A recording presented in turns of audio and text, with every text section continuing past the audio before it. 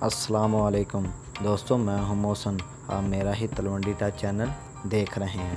میں آپ کو ایسی چیز کے بارے میں بتانا چاہتا ہوں جو 21 جون بروز اتوار 2020 کو لگنے والا ہے، سورج گرہن۔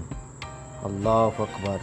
جب سورج گرہن لگتا ہے تو انسانوں کو استغفر اللہ، استغفر اللہ اور استغفار کی صدائیں بلند کرنی چاہیے۔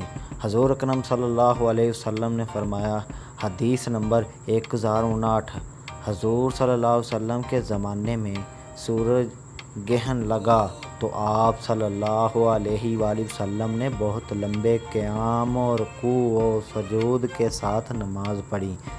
یہ حضور اکرم صلی اللہ علیہ وسلم نے جب سورج گرہن لگا تو اس وقت اتنی عبادت کی تھی، بہت زیادہ عبادت کی تھی۔ ہمیں بھی بہت زیادہ عبادت کرنی چاہیے۔ جب سورج گرہن لگتا ہے تو اس وقت استغفر اللہ، استغفر اللہ اور استغفار کی صدائیں بلند کرنی چاہیے۔ آئیں ہم آپ کو اس کے اوقات کے بارے میں بتانا چاہتے ہیں۔ صبح کراچی کے اندر 9:26 پر لگے گا اور 12:46 پر ختم ہوگا۔ سکھر میں 9:33 پر لگے گا، 12:54 پر ختم ہوگا۔ ملتان میں 9:41 پر شروع ہوگا اور 1:02 پر ختم ہوگا۔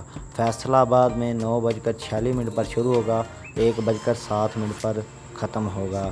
لاہور میں 9:49 پر شروع ہوگا، 1:10 پر ختم ہوگا۔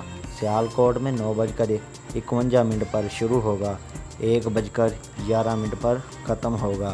اسلام آباد میں 9:50 پر شروع ہوگا، 1:06 پر ختم ہوگا۔ راول پنڈی میں 9:50 پر شروع ہوگا، 1:06 پر ختم ہوگا۔ کوئٹہ میں 9:35 پر شروع ہوگا، 12:50 پر ختم ہوگا۔